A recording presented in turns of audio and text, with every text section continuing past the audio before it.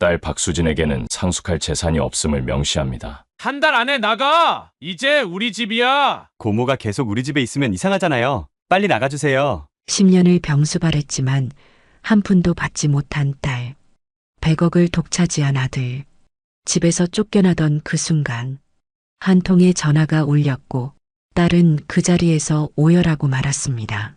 구독 버튼을 눌러주세요. 금빛 행운과 함께 감동적인 이야기를 들려드릴게요. 사연 시작합니다. 새벽 3시 중환자실의 차가운 공기 속에서 아버지의 마지막 숨소리가 들렸습니다. 수진이는 아버지의 손을 꼭 잡고 있었어요. 10년 동안 매일 잡아왔던 그 손이 이제 정말 차갑게 식어가고 있었습니다. 아버지, 수진이에요. 들리세요? 아버지 박철수 씨는 80에 가까운 나이에도 불구하고 여전히 큰 손을 가지고 계셨어요. 어린 시절 그 손으로 수진이의 머리를 쓰다듬어 주시던 기억이 아직도 생생했습니다. 하지만 뇌경색으로 쓰러지신 지 10년, 그 손은 이제 수진이의 손길에만 반응할 뿐이었어요. 수진아, 고마웠다. 아버지의 마지막 말씀이었습니다. 수진이는 눈물을 참으며 대답했어요. 아니에요, 아버지. 제가 더 고마웠어요. 10년 전 아버지가 갑자기 쓰러지셨을 때 수진이는 40이 되지 않은 나이였습니다. 요양원에서 요양보호사로 일하고 있었고 곧 결혼을 앞두고 있었죠. 하지만 아버지의 상태를 보는 순간 수진이는 모든 걸 내려놓기로 결심했어요. 그때 오빠 명수는 바쁜 목소리로 이렇게 말했었습니다. 수진아, 미안하다. 오빠는 회사 일이 너무 바빠서. 너가 좀 돌봐줄 수 있겠니? 돈은 내가 대줄게. 수진이는 고개를 끄덕였어요. 가족이니까 당연한 일이라고 생각했습니다. 10년이라는 시간 동안 수진이는 정말 많은 것들을 포기해야 했어요. 약혼자 진우와의 결혼도 그 중 하나였습니다. 진우는 처음엔 이해해준다고 했어요. 하지만 시간이 지날수록 점점 지쳐갔죠. 수진아, 아버님 상태가 언제 좋아질지 모르잖아. 우리도 나이가 있는데. 그렇게 말하던 진우는 결국 이런 말까지 했어요. 요양원에 모시는 게 아버님한테도 더 좋을 거야. 전문적인 케어를 받으실 수 있고. 하지만 수진이는 고개를 저었어요. 아버지를 남의 손에 맡길 수가 없었습니다. 결국 5년 전 진우는 다른 사람과 결혼했어요. 수진이가 페이스북에서 그의 결혼식 사진을 보던 날 아버지는 수진이의 손을 꼭 잡고 말씀하셨죠. 수진아, 미안하다. 나 때문에. 괜찮아요, 아버지. 저는 아버지가 더 소중해요.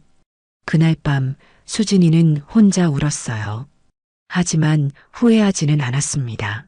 10년 동안 수진이는 아버지의 모든 것을 돌봤어요. 새벽마다 뒤척이시는 아버지의 자세를 바꿔드리고 하루 3번 약을 먹여드리고 기저귀를 갈아드리고 몸을 씻겨드렸어요. 말씀을 못하시게 된 후에도 수진이는 매일 아버지께 하루 있었던 일들을 이야기해드렸습니다.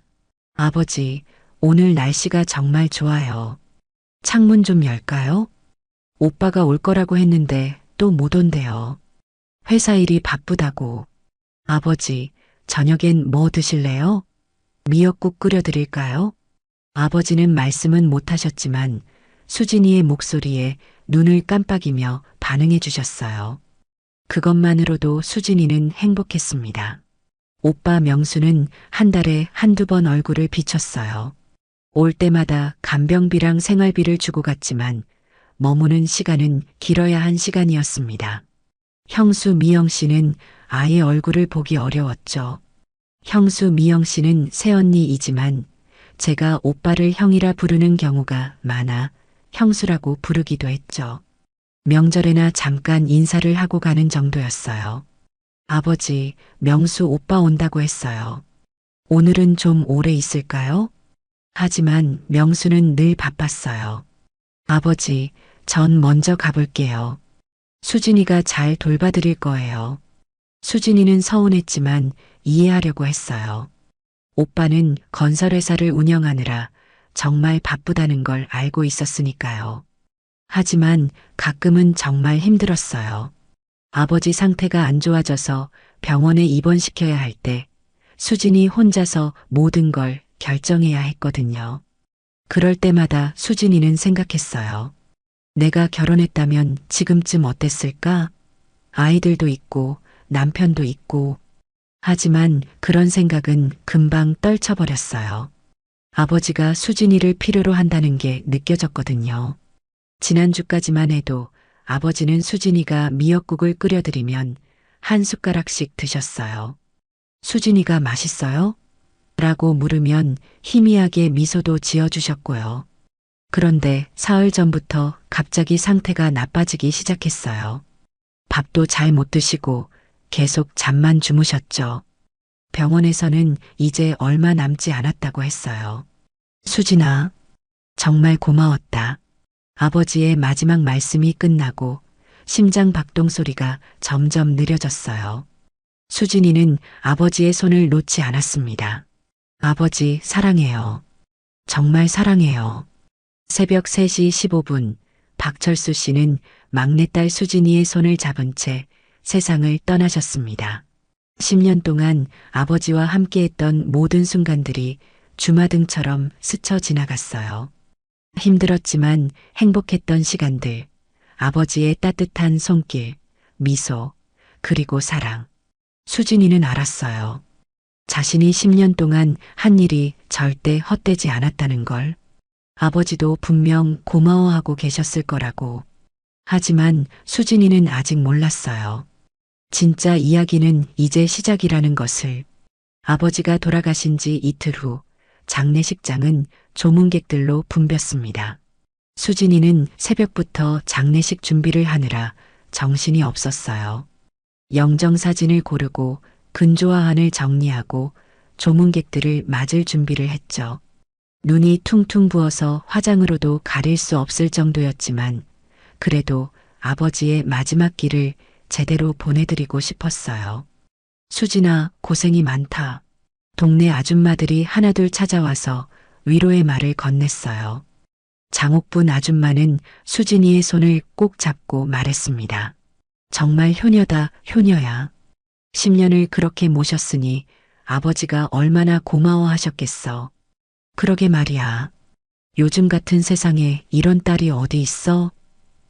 이미자 아줌마도 고개를 끄덕였어요. 하지만 수진이는 알았어요. 저 말 뒤에 숨어 있는 다른 뜻을. 그래도 아들이 있어서 다행이지. 그런 속마음들을. 오전 10시쯤 드디어 오빠 명수가 가족들과 함께 나타났어요. 명수, 형수 미영, 그리고 조카 2명까지. 모두 검은 정장을 차려입고 왔죠. 수진아, 많이 힘들었지? 명수가 수진이의 어깨를 토닥이며 말했어요. 괜찮아요, 오빠. 하지만 형수 미영의 첫마디는 달랐어요. 장례식장 비용이 얼마나 나왔어요? 영수증 다 챙겨뒀죠? 수진이는 잠깐 당황했어요. 아버지가 돌아가신 지 이틀밖에 안 됐는데 벌써 돈 이야기부터 하다니. 아, 네. 챙겨뒀어요. 다행이네요. 나중에 정산할 때 필요하니까. 미영은 차가운 목소리로 말했어요. 명수가 형수를 한번 쳐다봤지만 별다른 말은 하지 않았어요. 조문객들이 하나둘 늘어나기 시작했어요. 아버지의 옛 동료들, 동네 사람들, 친척들, 모두들 수진이를 보며 고개를 끄덕였어요. 수진이가 정말 효녀야. 10년을 혼자서 다 모셨다니. 그러게 말이야. 요즘 같은 세상에 이런 자식이 어디 있어? 하지만 명수 앞에서는 말이 달라졌어요. 명수야, 이제 짐이 덜었겠다. 아버지 모시느라 고생 많았어. 그래도 든든한 아들이 있어서 아버지가 편안하게 가셨을 거야. 이제 회사 일에 더 집중할 수 있겠네. 수진이는 뭔가 이상했어요. 10년 동안 아버지를 돌본 건 자신인데 왜 모든 사람들이 명수에게만 인사를 하는 걸까요? 특히 아버지의 옛 동료 박 사장님은 명수의 손을 꼭 잡고 이렇게 말했어요. 명수야, 아버지 일로 회사 일도 많이 신경 못 쓰셨을 텐데 고생했어. 이제 좀 편해지겠구나. 수진이는 속으로 씁쓸했어요. 아버지 일로 회사 일에 신경 못 썼다고? 명수 오빠는 한 달에 한 번 얼굴 비추는 것도 힘들어 했는데. 아저씨, 사실 아버지는 제가 돌봤어요. 오빠는 회사 일이 바빠서. 수진이가 조심스럽게 말했어요. 박 사장님은 잠깐 당황한 표정을 지었다가 이렇게 말했어요. 아, 그래도 큰 결정들은 다 아들이 했을 거 아니야. 딸이 몸은 돌봐도 말이지. 수진이는 더 이상 말하지 않았어요. 무슨 말을 해도 소용없을 것 같았거든요. 점심시간이 되자 친척들이 모여서 장례 절차에 대해 이야기하기 시작했어요. 큰고모, 작은아버지, 사촌형들까지 다들 한마디씩 했죠. 장례는 전통대로 해야지. 아들이 상 주고. 맞아, 명수가 맞상 주니까 모든 절차를 주도해야 해. 수진이는 옆에서 듣고만 있었어요. 10년을 돌봤던 자신은 아무런 발언권이 없는 것 같았어요. 그때 작은아버지가 명수에게 물었어요. 명수야, 아버지가 유언 같은 거 남겨놓으신 게 있니? 명수는 잠깐 수진이를 쳐다봤어요. 글쎄요, 수진아, 아버지가 뭔가 말씀하신 게 있어? 수진이는 고개를 저었어요. 특별한 말씀은? 다만 가끔 재산 정리를 해야 한다고 말씀하시긴 했어요. 그럼 변호사 선생님께 연락해 봐야겠네. 명수가 말했어요. 큰고모가 끼어들었어요. 요즘은 다들 유언장을 써놓는다던데. 아무래도 아들이 대부분 상속받는 게 당연하지. 그럼요. 딸은 시집가면 남의 사람인데. 사촌 형수가 맞장구 쳤어요. 수진이는 가슴이 답답했어요. 이 사람들은 자신이 10년 동안 무엇을 했는지 정말 모르는 걸까요? 오후가 되자 조문객들이 더 많이 찾아왔어요. 명수의 사업 관계자들, 동료들, 거래처 사람들까지. 모두들 명수에게 인사하고 명함을 주고받았죠. 명수 사장님, 아버님 일로 정말 고생 많으셨습니다. 가족이 화목해서 아버님도 편안하게 가셨을 거예요. 수진이는 한쪽 구석에서 빈소를 지키고 있었어요. 가끔 아버지 영정 사진을 보며 속으로 중얼거렸죠. 아버지, 이게 맞나요? 제가 10년을 돌봤는데 아무도 모르는 것 같아요. 그때 형수 미영이 수진이 옆으로 와서 앉았어요. 수진이 고생 많았어. 정말 감사해. 수진이는 마음이 좀 누그러졌어요. 형수도 알아주는구나 싶어서. 괜찮아요, 형수님. 가족이니까요. 하지만 미영의 다음 말은 충격적이었어요. 그런데 이제 앞으로 계획은 어떻게 할 거야? 계속 아버지 집에서 살 건 아니잖아. 네. 수진이는 무슨 말인지 이해할 수 없었어요. 아버지 돌아가셨으니까 이제 독립할 때가 됐지. 나이도 48이고. 수진이는 할 말을 잃었어요. 10년을 살았던 집에서 나가라는 얘기인가요? 형수님, 그게. 물론 급하게 나가라는 건 아니야. 천천히 준비해서. 우리도 이제 아이들 대학 보낼 나이고 여러 가지로 정리할 게 많거든.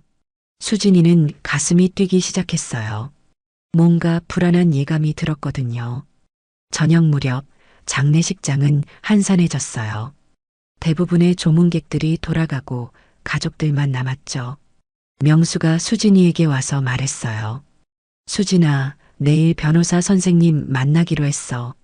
아버지 유언장이 있는지 확인해 봐야겠어. 네, 오빠. 그런데 명수가 잠깐 망설이더니 말했어요. 아버지가 평소의 재산에 대해서 뭔가 말씀하신 게 있어? 수진이는 고개를 저었어요. 특별한 건 없었어요. 다만 오빠가 회사 잘 되고 있다고 기뻐하시긴 했어요. 그렇구나. 명수는 안도하는 것 같았어요. 그날 밤 수진이는 아버지 영정 앞에서 밤을 새웠어요. 마지막 밤이었거든요. 아버지, 내일이면 정말 마지막이에요. 무서워요.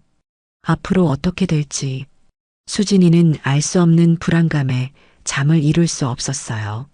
내일 변호사 사무실에서 무슨 일이 벌어질지 수진이는 상상도 못했습니다. 장례 이튿날 아침, 수진이는 습관적으로 아버지가 좋아하시던 미역국을 끓이고 있었어요. 10년 동안 매일 끓여드렸던 그 미역국을. 하지만 이제 더 이상 드실 분이 없다는 게 실감났어요. 수진아, 일찍 일어났네? 명수가 부엌으로 들어왔어요. 미역국 끓이고 있어요.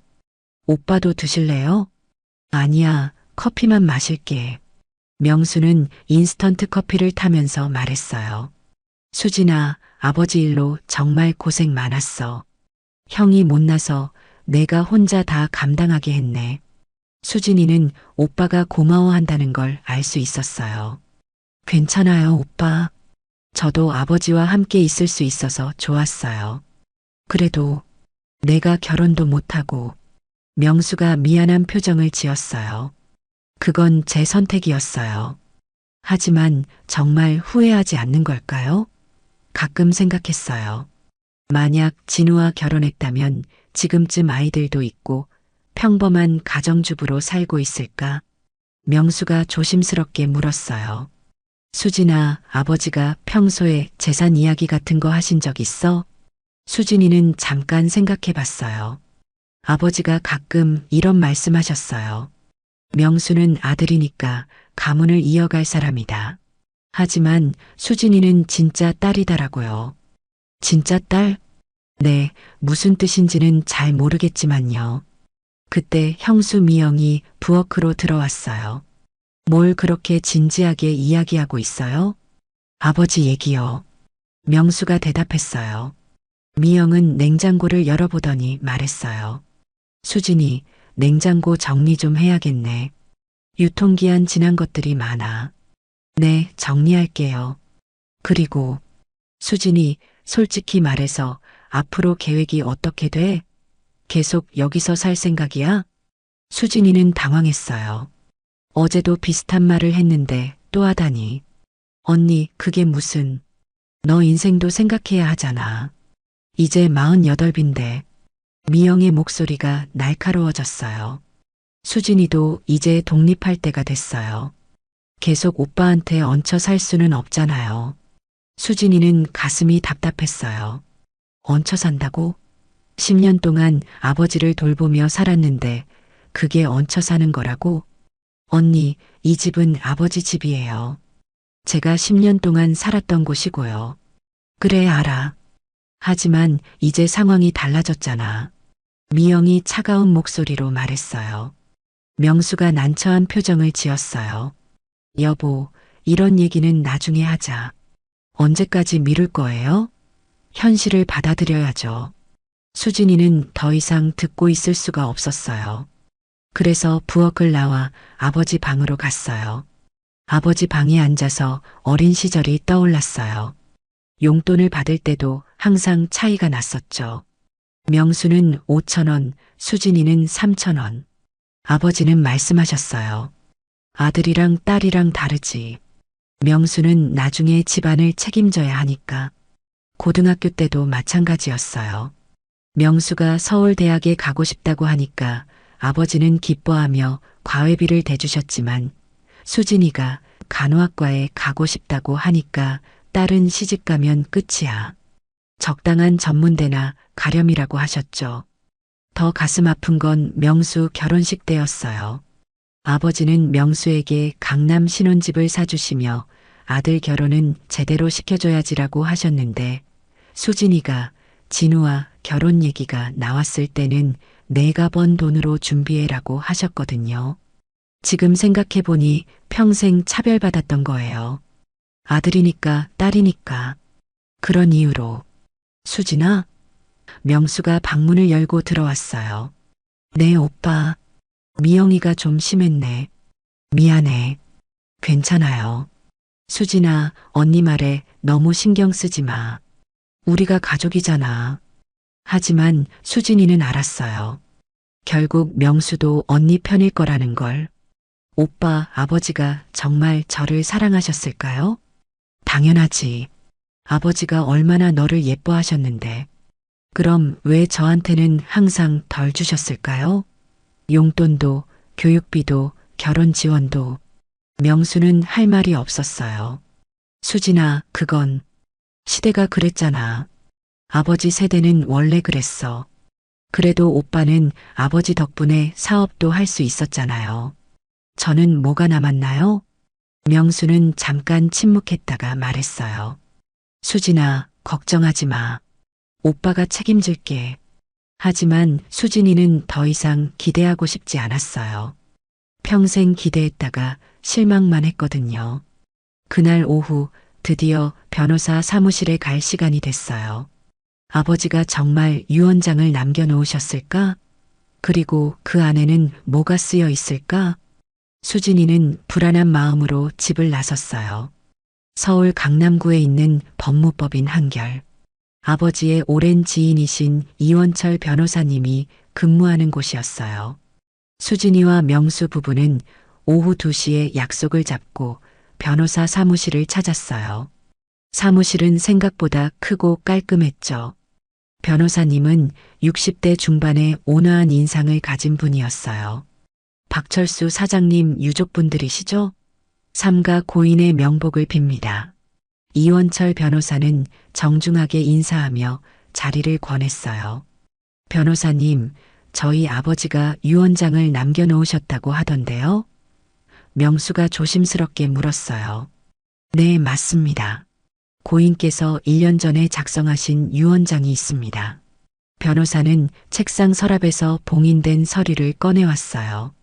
공증까지 받은 정식 유언장이었죠. 그런데 혹시 수진이가 떨리는 목소리로 물었어요. 아버지가 뭔가 특별한 말씀 같은 거 하셨나요? 이원철 변호사는 잠깐 수진이를 바라봤어요. 뭔가 복잡한 표정이었죠. 유언장을 먼저 읽어드리겠습니다. 변호사가 봉인을 뜯고 유언장을 펼쳤어요. 수진이는 심장이 빨리 뛰는 걸 느꼈어요. 유언자 박철수는 정신이 온전한 상태에서 다음과 같이 유언합니다. 변호사의 목소리가 사무실에 울려 퍼졌어요. 첫째, 서울 강남구 소재 아파트 세 채와 경기도 소재 토지 2만 평은 장남 박명수에게 상속합니다. 명수가 안도하는 표정을 지었어요. 둘째, 예금 및 주식 등 금융자산 100억 원은 장남 박명수에게 상속합니다. 형수 미영의 얼굴에 미소가 번졌어요. 셋째, 나머지 개인 소지품 및 기타 자산은 장남 박명수가 적절히 처리하도록 합니다. 수진이는 점점 가슴이 답답해졌어요. 자신에 대한 언급이 전혀 없었거든요. 그리고 변호사가 잠깐 멈췄다가 계속 읽었어요. 넷째, 딸 박수진에게는 상속할 재산이 없음을 명시합니다. 딸은 시집가면 남의 사람이 되므로 지금까지 키워준 것만으로도 충분하다고 봅니다. 수진이는 귀를 의심했어요. 아버지가 정말 그런 말을 쓰셨다고? 다섯째, 딸 박수진은 10년간 나를 돌봐준 것에 대해 감사하지만 그것은 딸로서 당연한 도리였으므로 별도의 보상은 없습니다. 수진이의 얼굴이 창백해졌어요.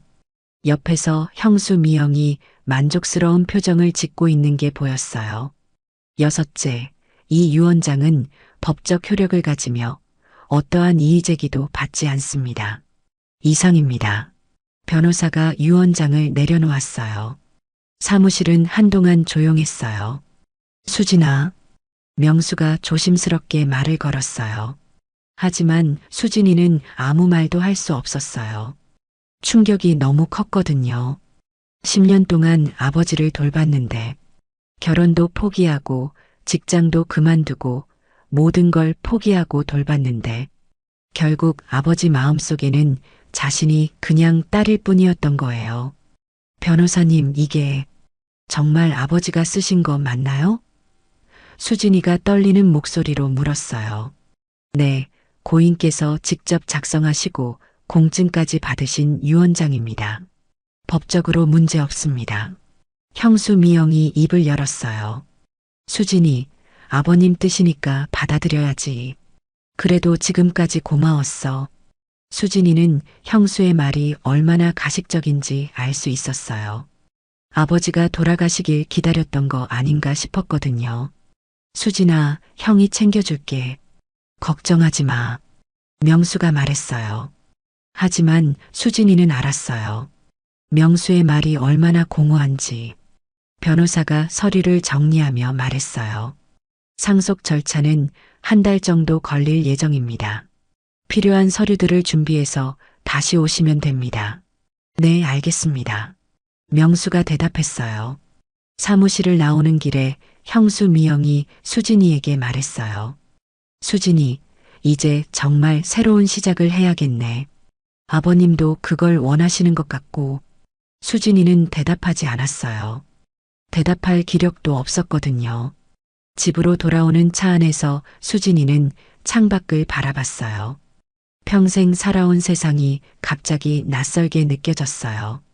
아버지, 정말 저는 아무것도 아니었나요? 10년 동안 매일 밤 깨서 아버지 돌본 게, 결혼 포기하고 모든 걸 포기한 게, 그게 그냥 딸로서 당연한 일이었나요? 수진이는 눈물이 나려고 했지만 참았어요. 더 이상 약한 모습을 보이고 싶지 않았거든요. 집에 도착해서 명수가 말했어요. 수진아, 너무 상심하지 마.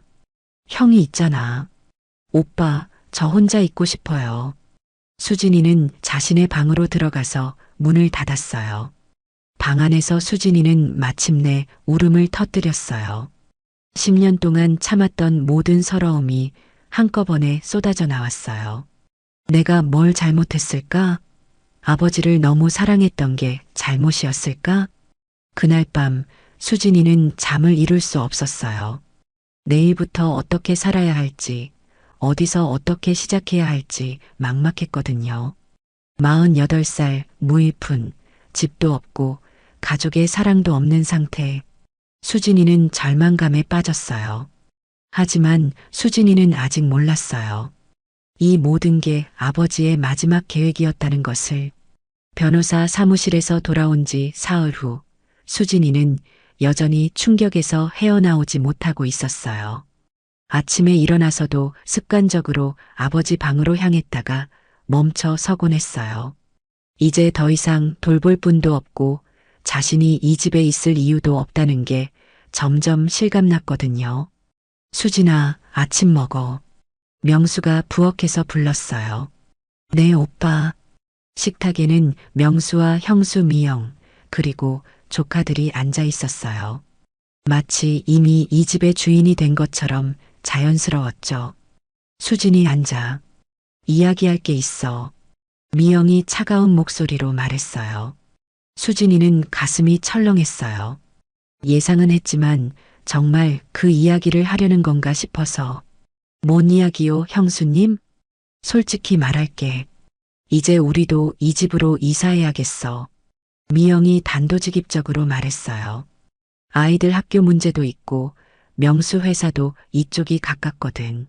명수가 미영을 말리려 했지만 미영은 계속했어요. 수진이도 이제 새로운 시작을 해야 할 때잖아. 48이면 늦었지만 그래도 아직 뭔가 할 수 있는 나이고. 형수님, 그런데 저는 어디로? 오빠가 보증금 정도는 도와줄 거야. 그러니까 작은 원룸 정도는 구할 수 있을 거 아니야. 수진이는 어이가 없었어요. 10년을 이 집에서 아버지를 돌봤는데 이제 와서 원룸으로 나가라고? 형수님, 이 집은 제가 10년 동안 살았던 곳이에요. 아버지와 함께. 그건 알아.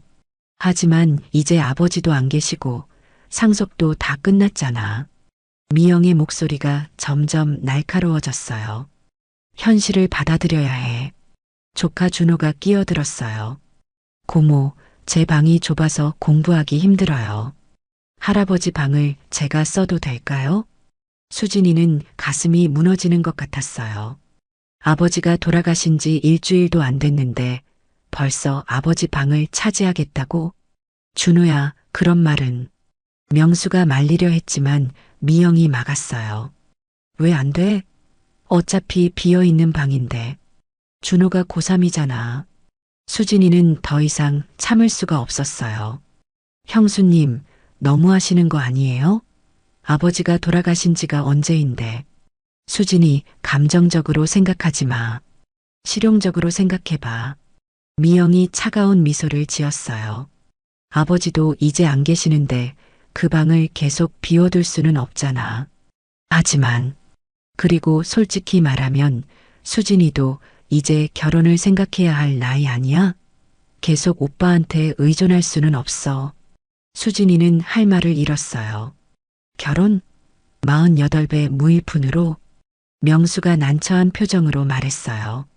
여보, 너무 급하게 하지 말자. 수진이도 준비할 시간이 필요하잖아. 언제까지 미룰 거예요? 한 달? 2달? 미영이 팔짱을 끼며 말했어요. 아이들 새 학기 시작하기 전에는 정리가 되어야 해요. 수진이는 깨달았어요. 형수는 이미 모든 걸 계획해 놓고 있었구나. 아버지가 돌아가시기도 전부터. 형수님, 그럼 저한테 언제까지 나가라는 거예요? 한 달 정도면 충분하지 않을까? 그동안 집도 구하고 일자리도 알아보고. 한 달이요? 수진이의 목소리가 떨렸어요. 너무 짧다고 생각해? 그럼 한 달 반. 더는 안 돼. 명수가 끼어들었어요. 수진아, 형이 도와줄게. 보증금이랑 이사 비용. 고마워요, 오빠.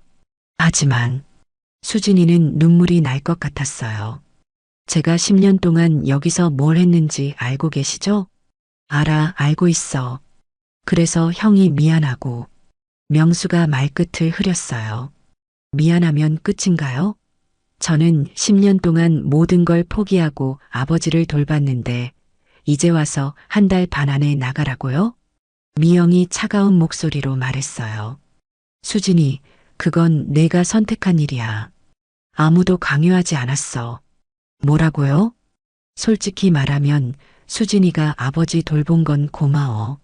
하지만 그렇다고 해서 이 집에 계속 살 권리가 생기는 건 아니잖아.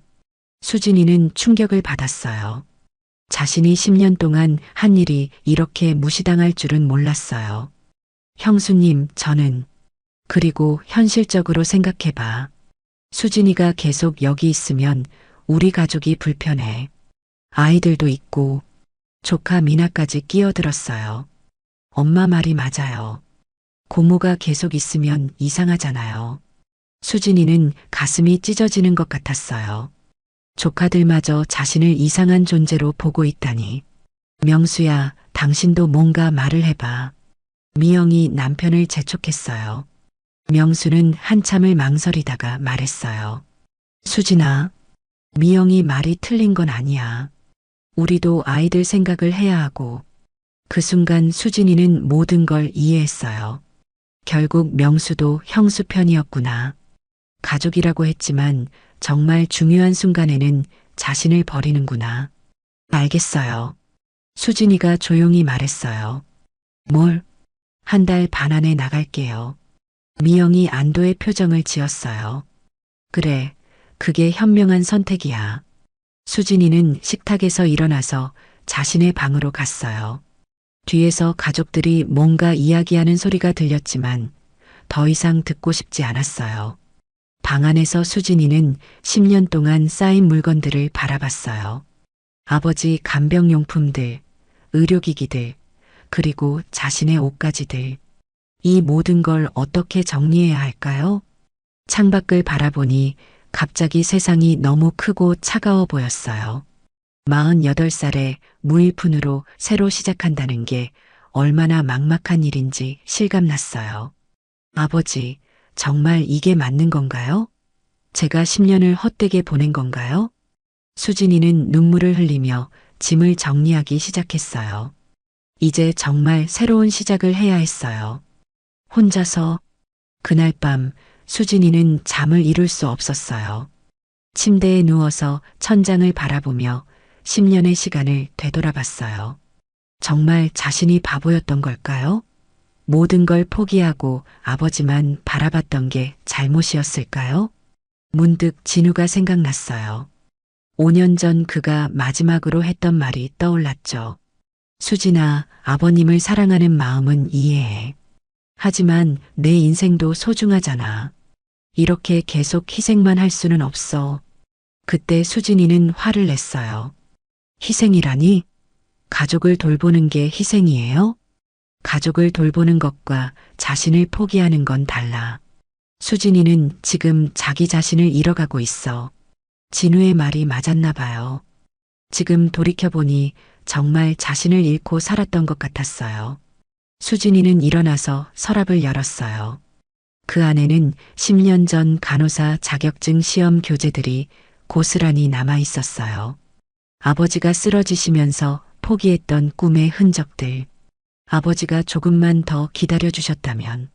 하지만 이제 와서 후회해봤자 소용없었어요. 다음 날 아침 수진이는 일자리를 알아보기 위해 집을 나섰어요. 10년 만에 다시 사회로 나가는 기분이었죠. 첫 번째로 간 곳은 예전에 일했던 요양원이었어요. 원장 선생님은 수진이를 반갑게 맞아주셨지만 표정이 곧 어두워졌어요. 수진 씨, 10년이 너무 오래됐어요. 그 사이에 제도도 많이 바뀌었고 재교육을 받아야 할 것 같은데 재교육은 얼마나 걸리나요? 최소 6개월은 봐야죠. 그리고 요즘 젊은 사람들이 워낙 많이 들어와서 수진이는 마음이 무거워졌어요. 48배 6개월 재교육을 받는다고? 그동안 생활비는? 두 번째로 간 곳은 동네 마트였어요. 계산원 모집 공고가 붙어 있었거든요. 나이가 어떻게 되세요? 점장이 물었어요. 48입니다. 아, 저희는 좀 더 젊은 분을 원하고 있어서요. 죄송합니다. 세 번째, 네 번째. 갈 곳마다 같은 대답이었어요. 나이가 많다. 경력이 오래됐다. 젊은 사람을 선호한다. 오후가 되어서 지쳐서 집에 돌아왔을 때 형수 미영이 거실에서 기다리고 있었어요. 수진이, 어디 갔다 와? 일자리 알아보러 갔다 왔어요. 그래, 어떻던데? 쉽지 않네요. 미영이 차가운 미소를 지었어요. 그럴 줄 알았어. 요즘 세상이 어디 쉬운가. 형수님, 그런데 혹시 한 달 반을 2달로. 안 돼. 미영이 단칼에 거절했어요. 약속은 약속이야. 우리도 이사 준비해야 하거든. 그때 명수가 들어왔어요. 무슨 이야기를 하고 있어? 수진이가 이사 날짜를 미루자고 하네요. 미영이 말했어요. 명수가 난처한 표정을 지었어요. 수진아, 일자리 구하기 힘들어? 네, 오빠. 생각보다. 그럼 형이 아는 사람들한테 물어볼게. 뭔가 있을 거야. 하지만 수진이는 알았어요. 명수의 말이 그냥 위로일 뿐이라는 걸. 그날 저녁 수진이는 혼자 아버지 방에 앉아 있었어요. 아직 아무것도 건드리지 않은 그 방에서 아버지, 제가 정말 바보였나요? 텅 빈 방에서 메아리만 돌아왔어요. 갑자기 휴대폰이 울렸어요. 모르는 번호였죠. 여보세요? 수진 씨죠? 이웃집 장옥분입니다. 아, 네. 안녕하세요. 수진 씨, 혹시 시간 되시면 잠깐 내려올 수 있어요? 할 이야기가 있어서. 수진이는 궁금해서 아래층으로 내려갔어요. 수진 씨 앉아요. 차 한잔 해요. 장옥분 아줌마는 차를 내오며 조심스럽게 말했어요. 수진 씨, 소문 들었어요. 집에서 나간다면서요? 네. 참 안 됐어요. 10년을 그렇게 모셨는데. 장옥분 아줌마가 한숨을 쉬었어요. 사실 할 말이 있어서 불렀어요. 우리 동네 김 사장님 아시죠? 식당 하시는 분. 네, 알아요. 거기서 홀서빙 도와줄 사람 찾는다고 하더라고요. 나이는 상관없다고. 경험 있는 사람이면 좋겠다고. 수진이의 눈이 반짝였어요. 정말요? 내일 한번 가보세요. 제가 미리 이야기해 놓을게요. 고맙습니다. 정말 고마워요. 집으로 올라오는 길에 수진이는 처음으로 희망을 느꼈어요. 비록 식당 일이지만 그래도 시작은 할 수 있을 것 같았어요. 하지만 거실을 지나가는데 형수와 조카들의 대화가 들렸어요. 엄마, 고모 언제 나가요? 빨리 할아버지 방 쓰고 싶은데. 곧 나갈 거야. 조금만 기다려. 고모가 여기 있으니까 뭔가 불편해요. 수진이는 가슴이 아팠어요. 조카들에게까지 이런 소리를 듣다니. 방으로 들어가서 거울을 봤어요. 48살의 지친 얼굴이 보였어요. 주름이 늘어있고 머리카락도 성성해져 있었죠. 정말 이게 내 모습인가? 10년 전에는 그래도 젊고 예뻤는데 이제는 완전히 늙어버린 것 같았어요. 수진이는 결심했어요. 더 이상 여기서 눈치 보며 살 수는 없다고. 내일 식당에 가서 일자리를 구하고 빨리 이 집을 나가자고. 비록 늦었지만 이제라도 자신의 인생을 살아보자고. 하지만 수진이는 몰랐어요. 진짜 시련은 이제 시작이라는 것을. 다음 날 아침 수진이는 동네 식당 고향집으로 향했어요. 김 사장님은 50대 후반의 푸근한 인상이었어요. 장 아줌마가 이야기해 주더라고요. 10년 간병하셨다면서요? 네, 맞습니다. 힘드셨겠어요. 우리 식당은 점심, 저녁 시간대에 바쁘고 시급은 10,000원이에요. 어떠세요? 좋습니다. 언제부터 시작할까요? 내일부터 점심시간에 한번 나와보세요. 집에 돌아오는 길에 수진이는 조금이나마 마음이 가벼워졌어요. 비록 시급 10,000원이지만 그래도 일자리는 생겼으니까요. 하지만 집에 들어서자마자 분위기가 이상했어요. 명수와 미영이 소파에 앉아서 진지하게 뭔가 이야기하고 있었거든요. 수진아, 와봐. 앉아. 명수가 부르더군요. 무슨 일이에요? 미영이 서류 몇 장을 내밀었어요. 이거 한번 봐. 수진이가 서류를 받아보니 부동산 매물 정보였어요. 전부 원룸이나 고시텔 같은 작은 방들이었죠. 이게 뭐예요? 수진이가 들어갈 집 알아봤어. 명수가 말했어요. 보증금 500에 월세 30만 원 정도면 괜찮은 원룸이 있더라고. 오빠가 보증금은 대줄게. 그 대신. 명수가 말을 멈췄어요. 그 대신 뭐요? 미영이 차가운 목소리로 말했어요. 이번 주 안에 나가주면 좋겠어. 우리 이사 날짜가 앞당겨졌거든. 이번 주요? 수진이는 깜짝 놀랐어요. 1달 반이라고 했잖아요. 상황이 바뀌었어. 아이들 전학 문제 때문에 빨리 정리해야 해. 수진이는 어이가 없었어요. 며칠 전에 한 약속을 벌써 바꾸다니. 형수님, 너무 급하지 않아요? 제가 짐도 정리해야 하고. 짐이 뭐 그리 많다고? 미영이 비웃듯 말했어요. 옷까지 몇 벌이면 끝이잖아.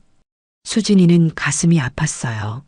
10년 동안 모은 추억들이 그냥 옷까지 몇 벌로 취급받다니. 수진아, 미안해. 하지만 우리도 어쩔 수 없어. 명수가 말했어요. 그때 수진이는 문득 궁금해졌어요. 오빠, 한 가지만 물어볼게요. 뭐? 아버지가 정말 저에 대해서 아무 말씀도 안 하셨어요? 10년 동안 한 번도? 명수가 잠깐 머뭇거렸어요. 글쎄, 아버지가 워낙 말씀이 없으셨잖아. 그래도 뭔가 있었을 텐데요. 아버지가 저를 어떻게 생각하셨는지. 수진아, 그런 거 생각해서 뭐해? 이미 다 끝난 일인데. 미영이 끼어들었어요. 수진이, 과거에 매달리지 마. 이제 앞으로 살 생각을 해야지. 하지만 수진이는 포기할 수 없었어요.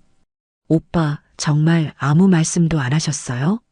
명수가 한숨을 쉬었어요. 솔직히 말하면 아버지가 가끔 내 이야기를 하시긴 했어. 어떤 이야기요? 뭐? 수진이가 고생한다고, 미안하다고. 수진이의 눈이 반짝였어요. 그럼 아버지가 저를 생각해 주셨다는 거네요? 하지만 그렇다고 해서. 명수가 말을 흐렸어요. 그렇다고 해서 뭐요? 미영이 냉정하게 말했어요. 그렇다고 해서 유 원장이 바뀌는 건 아니잖아. 현실은 현실이야. 수진이는 가슴이 무너졌어요. 아버지가 자신을 생각해 주셨다는 게 오히려 더 아팠어요. 그런데 왜 유 원장에는 그렇게 차가운 말만 써놓으셨을까? 아버지가 진짜 그런 말씀을 하셨나요? 딸은 시집가면 남의 사람이라고? 명수가 당황했어요. 그건 유 원장에 쓰여 있잖아. 아니에요. 오빠가 직접 들으셨는지 물어보는 거예요. 수진아, 왜 그런 걸? 대답해 주세요. 명수가 결국 고백했어요. 아니야. 아버지는 그런 말씀 안 하셨어. 오히려 뭐요? 오히려 내가 진짜 딸이라고 고맙다고 그러셨어. 수진이는 눈물이 쏟아질 것 같았어요. 그럼 아버지는 정말 자신을 사랑하셨는데 왜 유 원장에는? 그럼 왜 유 원장이 그렇게 나온 거예요? 명수와 미영이 서로 눈빛을 주고받았어요. 수진아, 그건 우리도 모르겠어. 아마 아버지 나름의 이유가 있으셨겠지. 하지만 수진이는 이상했어요. 뭔가 숨기는 게 있는 것 같았거든요. 오빠, 혹시 다른 유 원장은 없어요? 다른 유 원장? 무슨 소리야? 아버지가 2개를 써놓으셨을 수도 있잖아요. 미영이 깜짝 놀라며 일어났어요. 무슨 소리야? 그런 거 있을 리 없어. 왜 그렇게 놀라세요? 놀란 게 아니야. 그냥 말도 안 되는 소리니까. 수진이는 확신했어요. 뭔가 있구나. 분명히 뭔가 숨기고 있어. 오빠, 정말 없어요? 명수가 머뭇거렸어요. 수진아, 설마 내가. 뭐요? 설마 다른 유 원장이 있을 거라고 기대하는 거야? 만약에요. 만약에 있다면 어떨까요? 미영이 화를 냈어요. 수진이, 그런 헛된 기대하지 마. 현실을 받아들여. 하지만 수진이는 마음 한구석에 희망이 생겼어요. 아버지가 정말 자신을 사랑하셨다면 분명 다른 뜻이 있을 거라고. 알았어요. 이번 주 안에 나갈게요. 그날 밤 수진이는 아버지 서재를 뒤져봤어요. 혹시 다른 서류가 있을까 해서. 하지만 아무것도 찾을 수 없었어요. 아버지, 정말 저한테 할 말이 없으셨나요? 하지만 수진이는 몰랐어요. 진짜 답은 곧 찾아올 거라는 것을. 다음 날 오후 수진이는 고향집 식당에서 첫 출근을 했어요. 점심시간이라 손님들이 몰려들었어요. 수진이는 10년 만에 하는 일이라 서툴렀지만 열심히 했어요. 아줌마, 여기 물 좀요. 김치찌개 2개 나왔습니다. 정신없이 뛰어다니다 보니 어느새 점심시간이 끝났어요. 김 사장님이 만족스러운 표정을 지었어요. 수진 씨, 일 잘하시네요. 내일부터 정식으로 나와주세요. 집으로 돌아오는 길에 수진이는 동네 슈퍼에 들렀어요. 라면이라도 사 먹으려고. 계산대에서 이미자 아줌마가 수군거렸어요. 어머, 수진이 아니야? 요즘 어떻게 지내? 네, 안녕하세요. 소문 들었어. 집에서 나간다면서? 참 안 됐다. 수진이는 괜히 창피했어요. 동네에 다 알려진 거네요. 그래도 다행이네. 이제 자유롭게 살 수 있잖아. 뒤에서 다른 아줌마가 끼어들었어요. 무슨 자유야? 48배 갈 데도 없는데. 그러게 말이야. 10년 동안 집에만 있다가 갑자기 나가면 어떻게 살아? 아버지도 참. 딸한테 그렇게 할 수가 있나. 수진이는 얼굴이 화끈거렸어요. 사람들이 자신을 불쌍하게 보고 있다는 게 느껴졌거든요. 급하게 계산을 하고 나오는데 뒤에서 또 들렸어요. 저러다가 결국 혼자 늙어 죽겠네. 딸이 효도한다고 해봤자 소용없어. 결국 아들이 다르지. 수진이는 걸음을 빨리 했어요. 더 이상 듣기 싫었거든요. 집에 와서 보니 거실에 큰 박스들이 쌓여 있었어요. 이사 준비를 시작한 모양이에요. 수진이 왔네? 미영이 차가운 목소리로 말했어요. 내일까지 짐 정리 다 해줘. 모레부터 본격적으로 이사할 거니까. 네. 수진이는 자신의 방으로 들어가서 짐을 정리하기 시작했어요. 10년 동안 모은 것들이 생각보다 많지 않았어요. 옷가지, 몇 권의 책, 아버지와 찍은 사진들. 사진을 보다가 눈물이 났어요. 아버지가 의식이 있으실 때 찍은 마지막 사진이었거든요.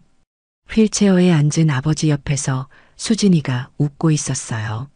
아버지, 정말 저를 사랑하셨던 게 맞죠? 그때 조카 준호가 방문을 열고 들어왔어요. 고모, 언제 나가요? 내 친구들이 놀러 오는데. 내일 나갈 거야. 다행이다. 솔직히 고모가 있으니까 친구들 부르기가 좀. 수진이는 가슴이 아팠어요. 조카에게까지 이런 소리를 듣다니. 준호야, 고모가 그렇게 이상해? 준호가 어깨를 으쓱했어요. 이상하다기보다는 뭔가 어색해요. 할아버지 돌아가셨는데 계속 여기 있으니까. 그래. 그날 저녁 식사 시간에 온 가족이 모였어요. 하지만 아무도 수진이에게 말을 걸지 않았어요. 마치 투명인간이 된 것 같았죠. 내일 이삿짐 센터 온다고 했지? 명수가 미영에게 물었어요. 응, 오전에 와서 큰 가구들부터 옮겨갈 거야. 아버지 침대도 버려야겠네. 수진이가 깜짝 놀랐어요. 아버지 침대를요? 응, 너무 오래됐잖아. 새로 살 거야. 그 침대에 아버지 추억이 많이 있는데. 미영이 차가운 눈으로 수진이를 봤어요. 수진이, 죽은 사람 물건에 너무 매달리지 마. 건강에 안 좋아. 하지만 그런 거 가져봤자 뭐해? 새 출발하는데 옛날 것만 붙들고 있으면 안 되지. 수진이는 더 이상 말할 수 없었어요. 이 집에서 자신의 목소리는 아무 의미가 없다는 걸 깨달았거든요. 식사 후 설거지를 하는데 형수가 와서 말했어요. 수진이, 내일 나갈 때 열쇠 놓고 가. 네. 그리고 앞으로는 여기 오지 마. 새 출발하는데 자꾸 과거에 매달리면 안 되잖아. 수진이는 충격을 받았어요. 아예 오지 말라고? 형수님, 그래도 명절이나 제사 때는. 그런 건 명수가 알아서 할 거야. 수진이는 이제 새 가족 만들어야지. 그 말이 비수처럼 꽂혔어요. 새 가족이라니. 48배 무일푼으로. 그날 밤 수진이는 마지막으로 아버지 방에 들어갔어요. 아버지, 내일이면 정말 안녕이에요. 조용한 방에서 혼자 중얼거렸어요. 제가 정말 바보였나요? 10년을 헛되게 보낸 건가요? 아무 대답이 없는 방에서 수진이는 작게 흐느꼈어요. 내일이면 이 모든 게 끝이에요.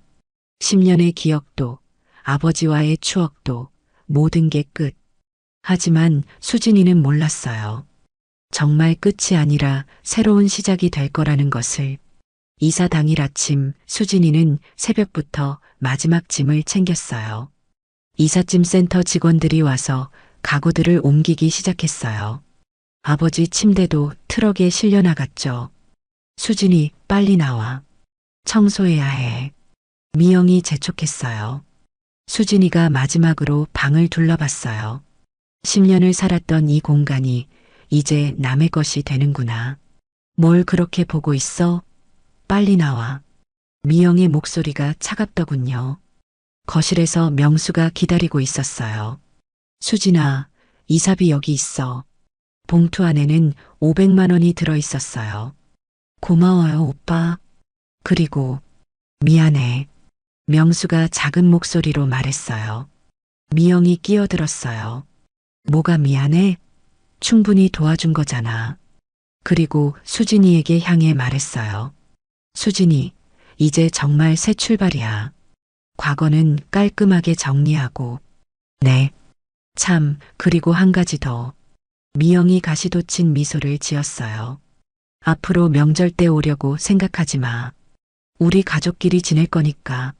수진이는 가슴이 무너졌어요. 형수님, 그래도 저도 가족인데. 가족? 미영이 웃었어요. 수진이는 이제 남이야.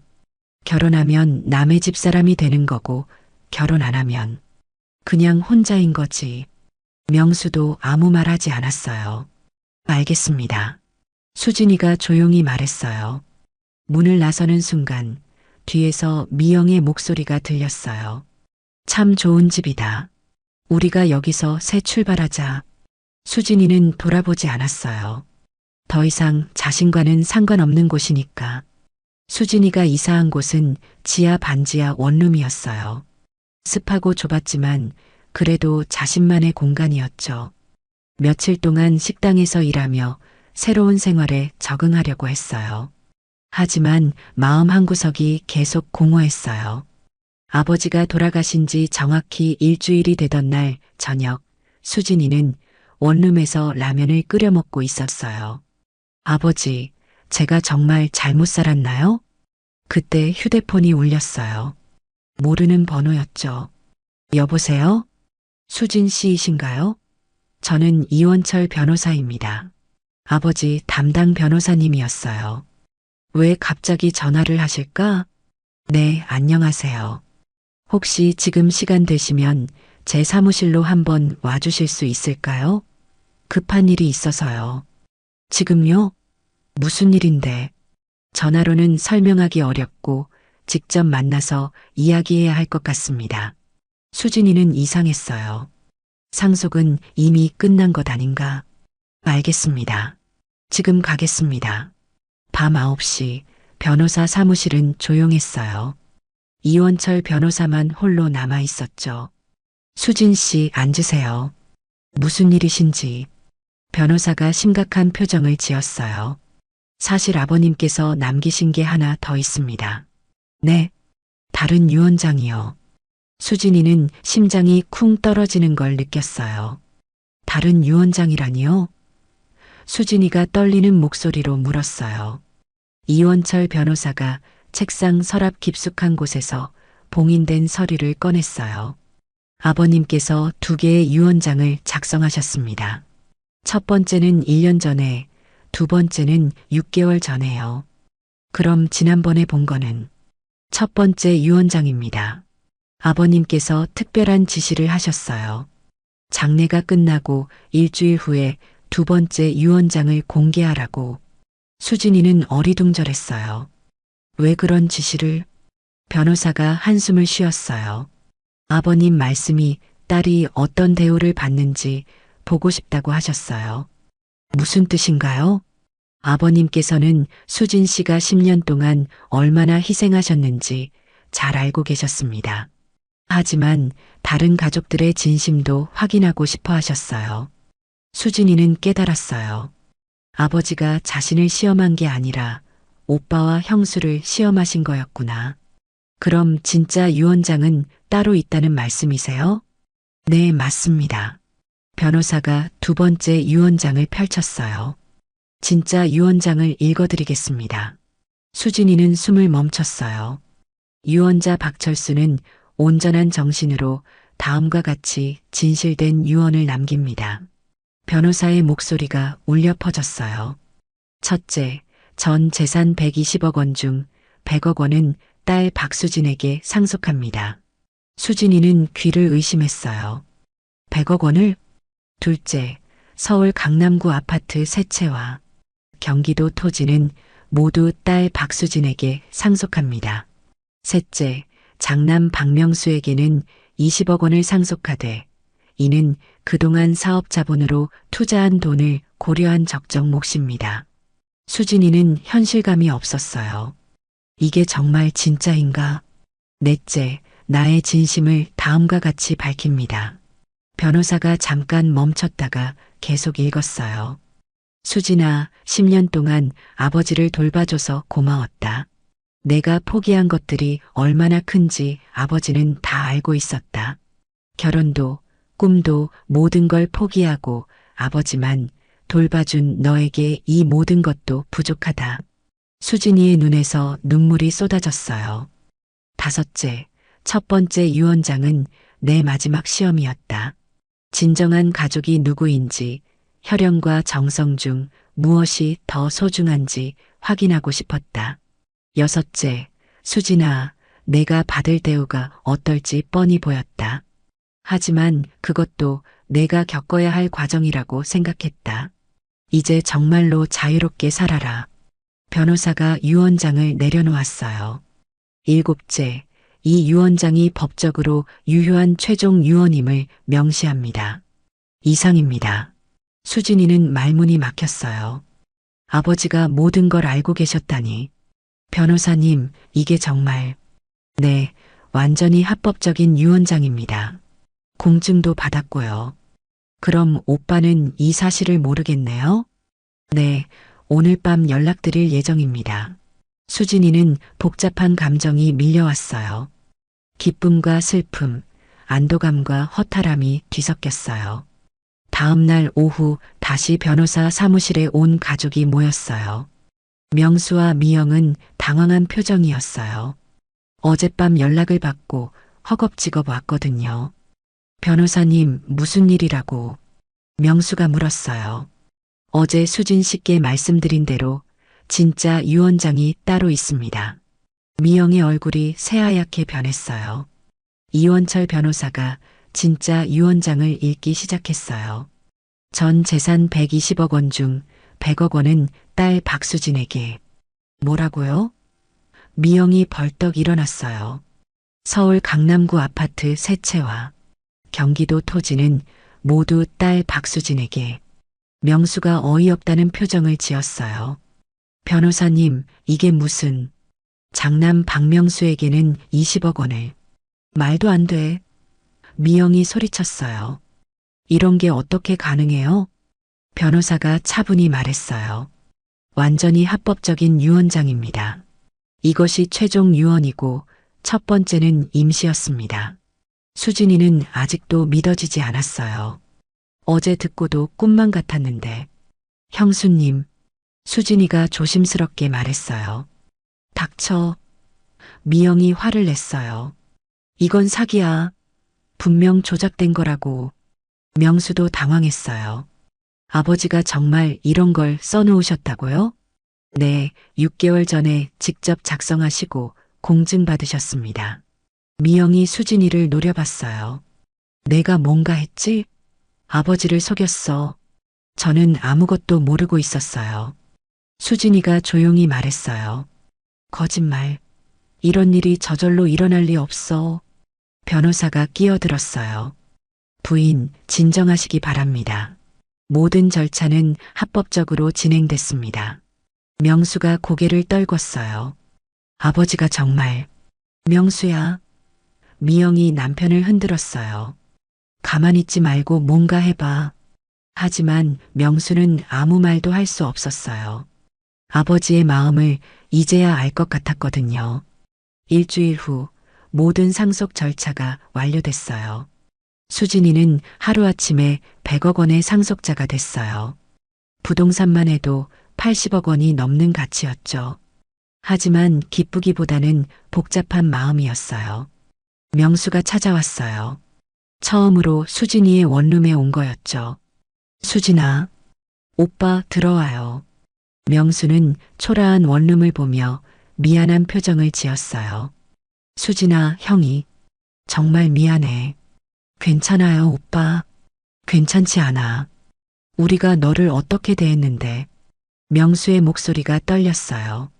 아버지가 우리를 시험하신 거였어요. 오빠 잘못이 아니에요.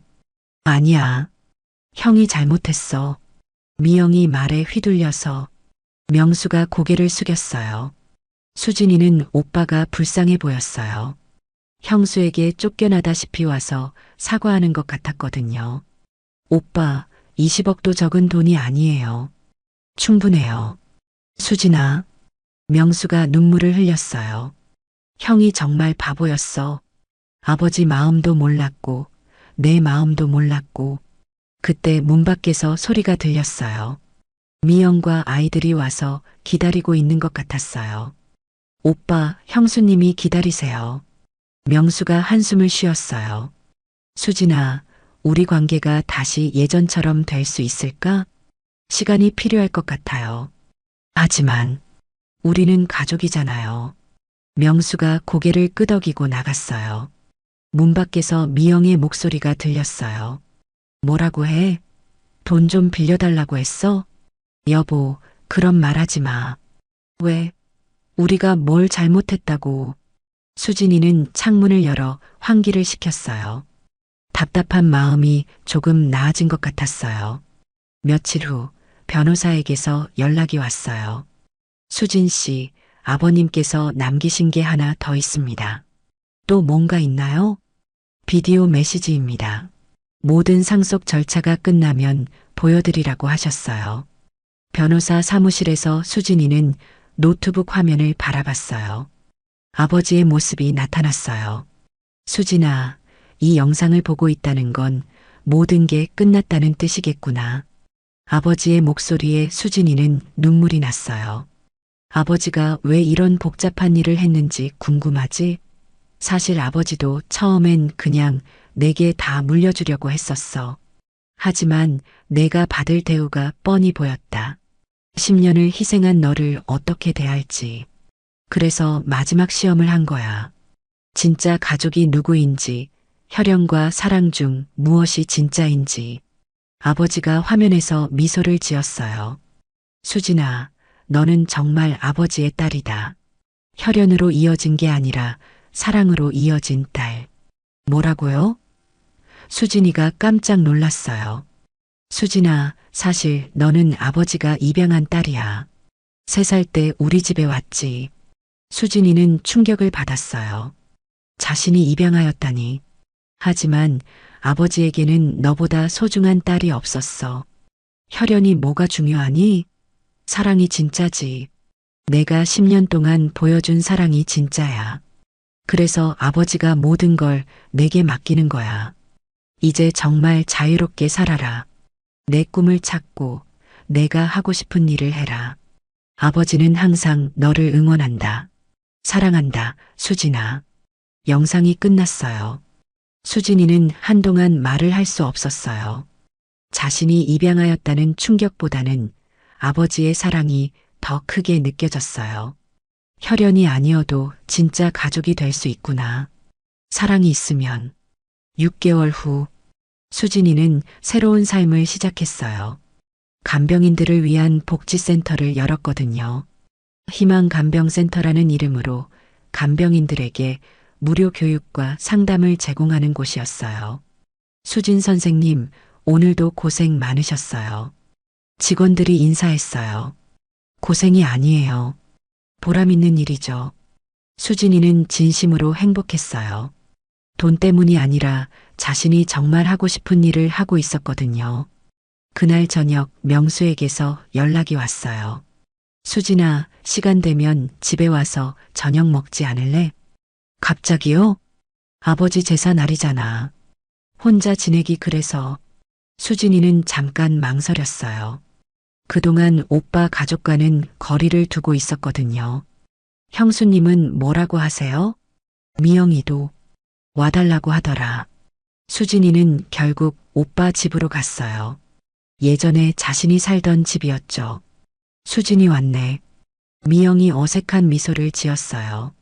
예전처럼 차갑지는 않았어요. 안녕하세요, 형수님. 조카들도 예의 바르게 인사했어요. 고모, 안녕하세요. 제사상을 차리면서 명수가 말했어요. 수진아, 아버지가 정말 대단하신 분이었던 것 같아. 네. 우리가 얼마나 이기적이었는지 깨닫게 해주셨잖아. 미영도 끼어들었어요. 수진이, 그동안 정말 미안했어. 내가 너무 심했지. 괜찮아요, 형수님. 괜찮지 않아. 내가 10년 동안 한 일을 나는 하루도 못했을 거야. 제사를 지내면서 수진이는 아버지께 감사했어요. 아버지, 이제야 진짜 가족이 뭔지 알 것 같아요. 제사가 끝나고 함께 식사를 했어요. 오랜만에 가족다운 분위기였죠. 고모, 복지센터 일이 재미있어요? 준호가 물었어요. 응, 정말 보람있어. 저도 나중에 그런 일 해보고 싶어요. 미나가 말했어요. 수진이는 흐뭇했어요. 조카들이 이렇게 말해주니 기뻤거든요. 집을 나서는데 명수가 따라 나왔어요. 수진아, 정말 고마워. 뭐가요? 아버지 뜻을 받아들여줘서, 우리를 용서해줘서. 수진이는 미소 지었어요. 오빠, 우리는 가족이에요. 가족은 용서하는 거죠. 수진아. 그리고 아버지가 가르쳐 주셨잖아요. 진짜 가족이 뭔지. 그날 밤 수진이는 아버지 사진 앞에서 말했어요. 아버지, 이제 정말 행복해요. 제가 하고 싶은 일도 하고 가족과도 화해했어요. 혈연이 아니어도 사랑으로 가족이 될 수 있다는 걸 알았어요. 고마워요, 아버지. 저를 진짜 딸로 사랑해 주셔서. 창밖으로 따뜻한 봄바람이 불어왔어요. 수진이는 알았어요. 이제 정말 새로운 시작이라는 걸. 아버지의 사랑을 받고 가족과 화해하고 자신만의 꿈을 찾은 진정한 새 출발이었어요. 수진이의 이야기를 들으며 많은 생각이 드셨을 것 같아요. 때로는 가족이라는 이름 뒤에 숨어 있는 차가운 현실이 우리를 아프게 하지만 진정한 사랑은 결국 빛을 발한다는 걸 느낄 수 있었죠. 아버지의 마지막 계획은 정말 놀라웠어요. 혈연보다 진심이, 말보다 행동이 더 소중하다는 걸 모든 가족에게 깨닫게 해주셨거든요. 수진이처럼 묵묵히 가족을 돌보고 계신 분들이 정말 많을 텐데요. 여러분의 희생과 사랑이 결코 헛되지 않을 거라고 믿어요. 구독과 알림 설정으로 더 많은 감동 스토리를 만나보세요. 댓글로 여러분의 생각을 나눠주시면 정말 감사하겠습니다. 다음에도 여러분의 마음을 따뜻하게 해줄 이야기로 찾아뵐게요. 오늘도 소중한 시간 내어 들어주셔서 정말 고맙습니다.